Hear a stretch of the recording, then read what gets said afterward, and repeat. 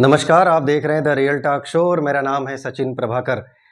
दोस्तों, कल का दिन हरियाणा चुनाव के परिणाम का दिन रहा और जम्मू कश्मीर के चुनाव के परिणाम का दिन रहा। पूरा दिन राजनीतिक और पत्रकार और मीडिया जगत के लोग एक ही चर्चा में व्यस्त रहे, क्योंकि सभी राजनीतिज्ञों की, सभी राजनीतिक विश्लेषकों की और सभी एग्जिट पोल देने वाले भविष्यकर्ताओं की भविष्यवाणियां झूठी हो गई, खास करके हरियाणा चुनाव के परिप्रेक्ष्य में। जैसा कि हरियाणा चुनाव का जो एग्जिट पोल जारी हुआ तो ये बताया गया कि पूर्ण बहुमत में कांग्रेस की सरकार आ रही है और उसको 50 से 55 सीटें मिल रही हैं। लेकिन जैसे ही चुनाव परिणाम डिक्लेयर हुए, कांग्रेस को 55 सीटें मिलने की बजाय भाजपा को 48 सीटें मिल गईं, जबकि भाजपा को सरकार बनाने के लिए सिर्फ 46 सीटें चाहिए थी। भाजपा को अकेले दम पर 48 सीटें मिल गईं और कांग्रेस के सिर्फ वहां पर 37 सीटें ही रह गईं और अन्य को मिली 5 सीटें। दोस्तों, ये परिणाम एग्जिट पोल के ठीक उलट परिणाम था। लेकिन एक और बात चौंकाने वाली रही, कांग्रेस का वोट शेयर बढ़ा है। वहां पर 38% भाजपा का वोट शेयर रहा है और 40% वोट शेयर वहां पर कांग्रेस का रहा है। तो दोस्तों, कहां से कहां चूक हो गई, कहां कांग्रेस चूक गई? क्या कांग्रेस अपने संगठन में चूक गई? क्या कांग्रेस अपने निचले संगठन में चूक गई या फिर टिकट बंटवारे में चूक गई? इस वीडियो में हम पूरी विस्तृत बात करेंगे, पूरी विस्तृत तरीके से विश्लेषण करेंगे कि कांग्रेस चुनाव में, हरियाणा के चुनाव में कांग्रेस क्यों इस तरीके से मात खा गई और भाजपा ने क्यों ऐसा दांव मारा कि कांग्रेस चारों खाने चित्त हो गई, जिस राज्य में चुनाव ही किसान, पहलवान और जवानों के दम पर हो रहा था। पूरे देश में इस बात की चर्चा थी कि अग्निवीर के नाम से जो योजना मोदी जी लेकर के आए हैं, उसका खामियाजा उनको सबसे बड़ा हरियाणा में भुगतना पड़ेगा, क्योंकि हरियाणा और पंजाब दो ऐसे राज्य हैं जहां से काफ़ी ज़्यादा तादाद में युवा भारतीय सेना में शामिल होने के लिए जाते हैं। और अग्निवीर की पॉलिसी कुछ ऐसी है जो उन जवानों के विरोध में है, जो उन जवानों के भविष्य के लिए हितकर नहीं है। इसका भी खामियाजा भाजपा को भुगतना पड़ेगा, ऐसा कयास लोग लगा रहे थे। लेकिन वो भी दांव उल्टा पड़ गया। लोग ये भी कयास लगा रहे थे कि भारतीय जनता पार्टी अब पहलवानों के विरोध में है। विनेश फोगाट ने लगातार, बजरंग पुनिया ने लगातार जिस तरीके से भाजपा के खिलाफ मोर्चा खोल रखा था, और भाजपा लगातार ब्रजभूषण शरण सिंह जो कुश्ती संघ के अध्यक्ष रहे हैं, उनका लगातार बचाव करती रही है। और पिछले लोकसभा चुनाव में ब्रजभूषण शरण सिंह के टिकट को काटा तो, लेकिन उनकी जगह पर उनके बेटे को टिकट दे दिया। इस बात का भी बड़ा माना जा रहा था कि भाजपा को विरोध का सामना करना पड़ेगा, नुकसान उठाना पड़ेगा। लेकिन वो भी दांव, वो भी विचार, वो भी जो उम्मीद थी, इसके उल्टा रिजल्ट आया। दोस्तों, बात करते हैं कि ऐसा आखिर क्या हुआ। 4-5 पॉइंट बड़े बड़े निकल करके आते हैं कि वहां पर कांग्रेस चूकी और भाजपा ने वहां पर पूरी तरीके से अपनी पूरी सियासत का जोर लगाया। चाहे वो मोदी जी ने पूरी ताकत लगाई हो, चाहे मोदी जी ने एक बड़ा दांव खेला हो, लेकिन कुल मिला के वो परिणाम अपने पक्ष में लेकर के आए। अगर हम बात करें तो भाजपा ने जो सबसे बड़ा दांव खेला, एंटी इनकम्बेंसी हटाने का। एंटी इनकम्बेंसी भाजपा के खिलाफ होगी। एंटी इनकम्बेंसी हो सकता है मनोहर लाल खट्टर के खिलाफ हो, मोदी जी के खिलाफ हो, लेकिन चुनाव से ठीक 6 माह पूर्व उन्होंने हरियाणा का मुख्यमंत्री बदल दिया, नायब सिंह सैनी, जो कि ओबीसी वर्ग से आते थे। ओबीसी वर्ग का एक बड़ा खेमा नायब सिंह सैनी भाजपा में लेकर के आए और पिछले 6 माह के अंदर एक ऐसा कारनामा कर दिखाया होगा जरूर, जिससे कि उन्होंने एंटी इनकम्बेंसी नाम की धारणा को भी बीट किया और वोटर को भी अपने पक्ष में लाने में वो सफल हो पाए। इसके अलावा कांग्रेस एक और बड़े मुद्दे पर चूकी कि लोकसभा चुनाव में कांग्रेस जो है वो इंडिया गठबंधन बना करके चुनाव लड़ रही थी, जिसमें आम आदमी पार्टी और समाजवादी पार्टी भी उनके साथ थे। लेकिन कांग्रेस यहां शायद ओवर कॉन्फिडेंट में रही। उन्होंने अखिलेश यादव को भी चुनाव प्रचार करने के लिए नहीं बुलाया और उन्होंने आम आदमी पार्टी के साथ मिलकर भी चुनाव नहीं लड़ा। जबकि अगर आप परिणाम पर गौर करेंगे तो बहुत सारी सीटें ऐसी रही हैं जहां पर इतना मार्जिन रहा है कि जितना वोट आम आदमी पार्टी के विधायक की लड़ने वाले कैंडिडेट को मिला है, अगर आप आम आदमी पार्टी की वोट को और कांग्रेस के प्रत्याशी को मिले वोट को मिला दें तो उतना कुल वोट इतना ज़्यादा हो रहा है कि वहां पर वो भाजपा के प्रत्याशी को हरा सकते थे। लेकिन यहां पर भी कांग्रेस डिफीट हुई और कांग्रेस शायद समझ नहीं पाई इस खेल को भी।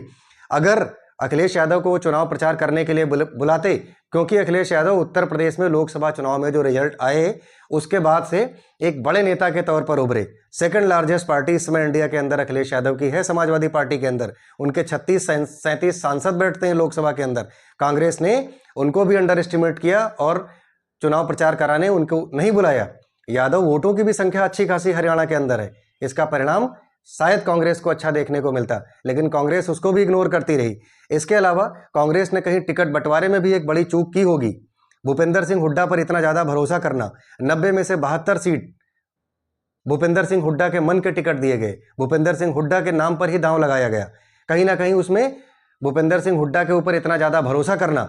दीपेंद्र हुड्डा जो भूपेंद्र सिंह हुड्डा के बेटे हैं, उनसे जब एक मीडिया के कर्मी ने सवाल भी पूछा कि आपने अखिलेश यादव को यहाँ पर चुनाव प्रचार करने के लिए क्यों नहीं बुलाया, उन्होंने सीधे सीधे ये बात बोल दिया कि अखिलेश यादव का कोई बहुत ज़्यादा वर्चस्व हमारे हरियाणा में देखने को नहीं मिलता है। हम हरियाणा में इंडिपेंडेंट रूप से चुनाव जीत रहे हैं। परिणाम आपके सामने है। इसके अलावा भूपेंद्र सिंह हुड्डा और शैलजा कुमारी के बीच का जो आंतरिक तनाव था वो भी बड़ा नुकसान कर गया कांग्रेस के लिए, और ऐसा नुकसान कर गया कि कांग्रेस ने परोसी हुई जीत की थाली भाजपा की ओर बढ़ा दिया और भाजपा ने अब सरकार बनाने का लक्ष्य पूरा कर लिया। और अब भाजपा निश्चित रूप से सरकार बनाएगी, और बनाएगी तो कांग्रेस एक बहुत बड़ा नुकसान कर रही है। उत्तर भारत में कांग्रेस के पास एक बहुत बड़ा मौका था कि वो एक बार वापसी करती और इसका रिजल्ट, इसका खामियाजा, दोनों चीज़ें कांग्रेस के विरोध में हो जाएगा। कांग्रेस के विरोध में यहां तक हो जाएगा कि आगामी जो झारखंड, बिहार, महाराष्ट्र में जो चुनाव हैं, और दूर की बात करें तो 2027 में जो उत्तर प्रदेश का चुनाव है, उसमें भी कांग्रेस को इन परिणामों का खामियाजा भुगतना पड़ेगा।